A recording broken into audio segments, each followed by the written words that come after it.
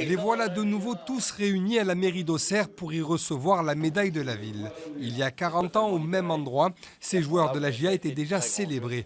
Ils venaient alors de disputer la première finale de Coupe de France de l'histoire du club. C'est un grand moment parce qu'on a le plaisir de revenir à Auxerre et de retrouver tous les coéquipiers avec qui j'ai bataillé pour cette finale de la Coupe de France en 79. Cette aventure-là, ça a été un peu les prémices de tout ce qui s'est passé après. Même si les 30 ans derrière ont été fabuleuses, on a effectivement l'impression d'avoir été, je dirais, la pierre angulaire de ce qui s'est passé après, quoi. 16 juin 1979, les Auxerrois sont à Paris. La France du foot découvre le club amateur de l'AJ Auxerre. Perdu 4-1 contre Nantes après prolongation, cette finale va marquer le début d'une épopée. L'année suivante, le club monte en première division.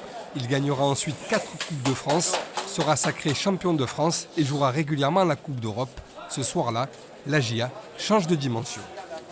C'est la première fois qu'on était télévisé en direct tout un match. C'est la première fois qu'on jouait devant le président de la République. C'est la première fois que toute la France a célébré l'avènement de l'AJ Auxerre. Et en partant en vacances, c'est là que j'ai signé mon premier autographe. En visite au stade de l'Abbé Deschamps, les joueurs de l'époque n'ont pas croisé ceux d'aujourd'hui. Ils ont découvert un stade tout neuf qui espère retrouver l'élite et vibrer à de nouveaux exploits.